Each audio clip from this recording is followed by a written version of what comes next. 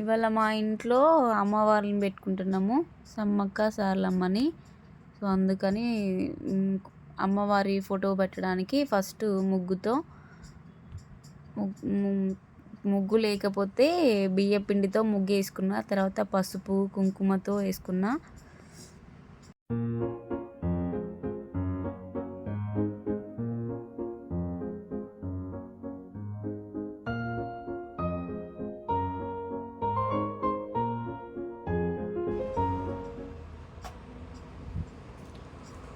ముగ్గు వేయడం అయిపోయిన తర్వాత అమ్మవారి ఫోటో పెట్టడం కోసము చిన్న పీట లాంటిది వేసి, కొత్త టవల్ ఉంటే టవల్ వేసి ఫస్ట్ అక్షింతలు పసుపు కుంకుమ వేసాను. వేసి దండం పెట్టుకొని అమ్మవారి ఫోటో పెట్టుకోవాలి. అమ్మవారి స్టోరీ చెప్తాను, అసలు ఎట్లా స్టార్ట్ అయింది ఈ ఫెస్టివల్ అనేది. ఇది జగిత్యాల జిల్లా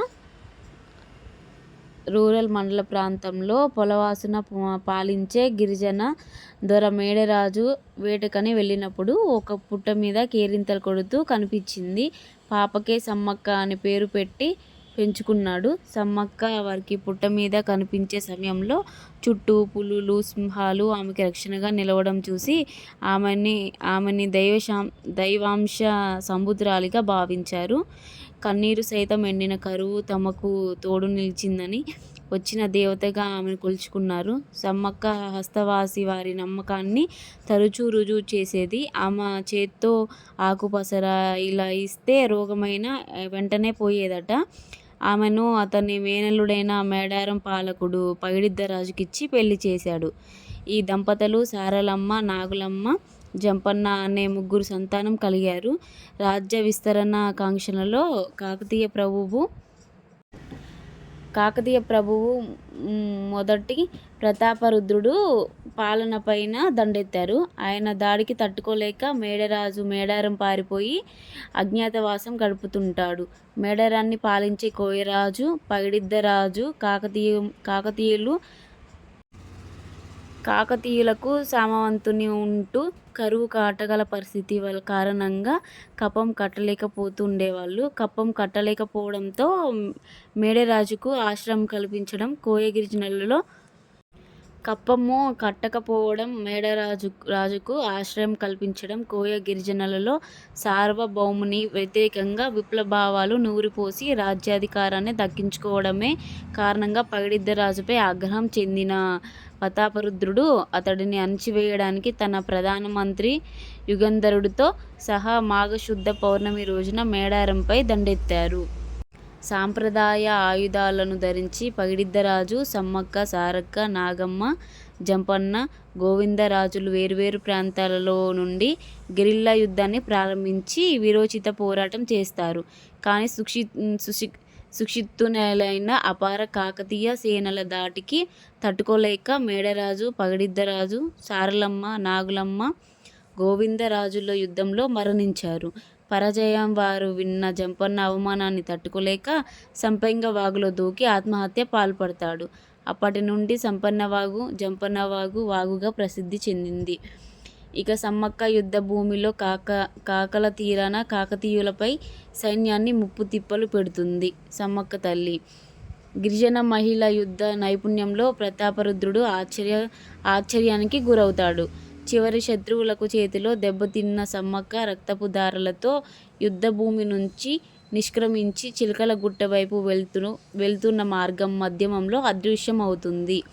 సమ్మక్కను వెతుక్కుంటూ వెళ్ళిన అనుచకులు ఆమె జాడ కనిపించలేదు. కానీ ఒక ప్రాంతంలో ఒక పుట్ట దగ్గర పసుపు కుంకుమల గల భరణి లభించింది. దాన్ని సమ్మక్కగా భావించి అప్పటి నుంచి ప్రతి 2 ఏళ్లకు ఒకసారి మాఘశుద్ధ పౌర్ణమి రోజున సమ్మక్క జాతర అత్యంత భక్తి శ్రద్ధలతో జరుపుకుంటారు. సమ్మక్క జాతర ఎలా స్టార్ట్ అవుతుందంటే, జాతర మొదటి రోజున కన్నెపల్లి నుంచి సారలమ్మను గద్దెకు తీసుకొస్తారు. రెండవ రోజు చిలకలగుట్టలో భరణి రూపంలో ఉన్న సమ్మక్క గద్దెపై ప్రతిష్ఠిస్తారు. దేవతలు గద్దెలపైకి ప్రతిష్ఠించే సమయంలో భక్తులు పూనకంతో ఊగిపోతారు. మూడవ రోజు అమ్మవార్లు ఇద్దరు గద్దెలపై కొలువు తీరుతారు. 4వ రోజు సాయంత్రము ఆవాహన పలికి దేవతలను ఇద్దరిని తిరిగి యుద్ధస్థానానికి తరలిస్తారు. వంశపారపర్యంగా వస్తున్న గిరిజనులే పూజారులు కావడం ఈ జాతర ప్రత్యేకత. తమ కోరికలను తీర్చమని భక్తులు అమ్మవార్లు బంగారము అంటే బెల్లము, మనం బెల్లంని బంగారం అంటాము, నైవేద్యంలో సమర్పించుకుంటారు. గిరిజన వాళ్ళే కాక అనేక మతాలకు చెందిన ప్రజలు ఈ ఉత్సవంలో పాల్గొంటారు. సుమారు కోటి పైగా జనం పాల్గొనే మహా గొప్ప జాతర. ఈ జాతర ఆసియాలోనే అతి పెద్ద జాతర. ఇది తెలంగాణలో మొదటి కుంభమేళగా అని కూడా అంటారు. అంటే సమ్మక్క తల్లి మరణించలేదు కానీ అందరూ మరణించింది అని అనుకుంటారు. సో అమ్మవారు వెళ్తూ మనకి కుంకుమ భరణి రూపంలో కనిపిస్తుంది. సో స్టోరీ ఇదేనండి, అయిపోయింది. ఈ మేడారంలో ఈ 3 డేస్ చాలా మేడారంలో ఈ 3 డేస్ అంగరంగ వైభవంగా జాతర జరుగుతుందండి. సో మా పూజ కూడా స్టార్ట్ అయ్యింది. సో బంగారం బెల్లము, బంగారంకి ఫస్ట్ పసుపు రాసి కుంకుమతో బొట్లు పెట్టాము. అడ్డంగా పెట్టి అమ్మవారి ఫోటోలకి పువ్వులు చామంతి పూలు అన్నీ సమర్పించాము. ఇవి మా చెట్టుకి పూసిన పూలు రోజ్ ఫ్లవర్స్ అండి. అవి చూసారు కదా, అవి కట్ చేసి పెట్టాము అమ్మవారికి పెట్టాలని.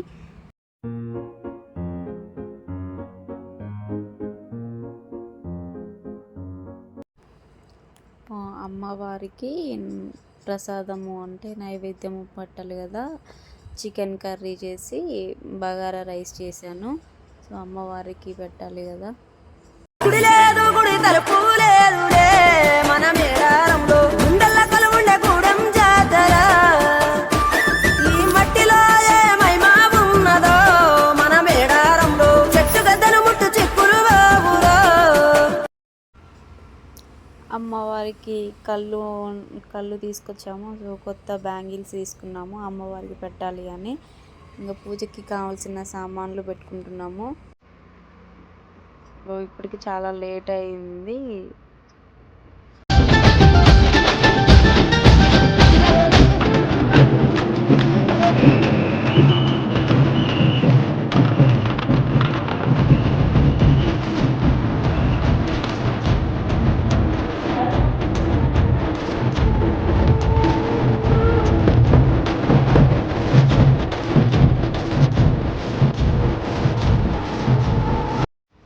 నేను ఇదే మొదటిసారి అండి అమ్మవారికి పెట్టుకోవడము. నాకు తెలీదు, తెలిసినంతలో చేశాను.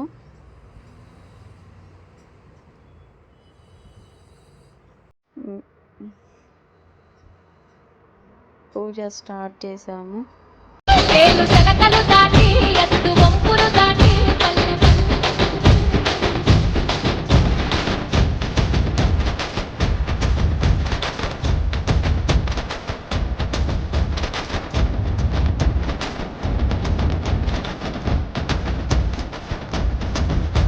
నేను చేసిన నైవేద్యాలు బగారా రైస్, చికెన్ కర్రీ అమ్మవారికి ప్లేట్లలో పెట్టేసి పాలు పొంగుల్లో నైవేద్యం పాయసం చేసి పెట్టాను.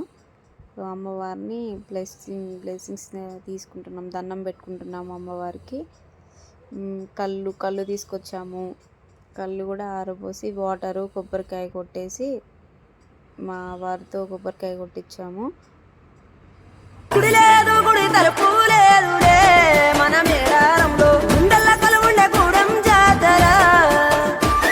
ఈ మట్టిలో ఏ మహిమా ఉన్నదో మన మేడారంలో చెట్టు గద్దను ముట్టు చిక్కులు బాబులో. మేము చేస్తుంటే మిల్కీ కూడా నేను కూడా చేస్తా అంటే మిల్కీతో కూడా ఆరబోస్తున్నాము, అంటే అమ్మవారికి సమర్పిస్తున్నాము. కొబ్బరికాయ కొట్టాము కదా, అందులో ఉన్న వాటరు నార్మల్ వాటరు కళ్ళు ఆరబోసి దండం పెట్టుకుంటున్నాము అమ్మవారికి. సో మిల్కీని కూడా దండం పెట్టుకోమని అడుగుతున్నాము. మిల్కీకి ఆకలి వేస్తుందని ఏడుస్తుంది.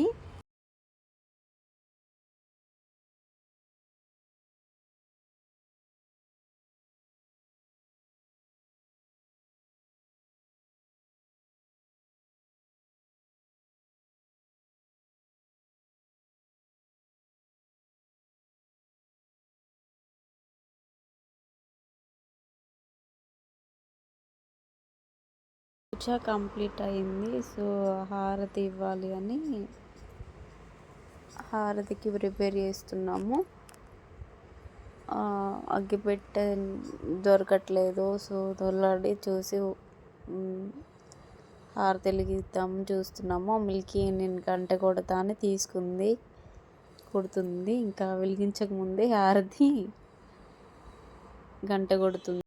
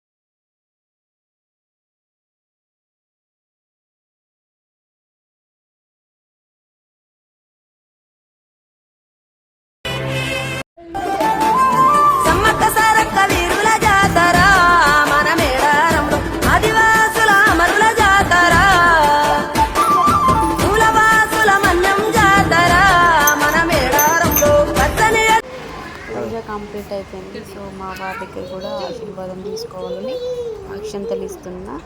మా పాప చూసి నేను కూడా బ్లెస్ తీసుకుంటా అని నాకంటే ముందే తనే కాళ్ళ మీద బ్లెస్సింగ్స్ తీసుకోవాలని చూస్తుంది. సో మీకు కూడా అక్షంతలు వేసి ఆశీర్వదించారు.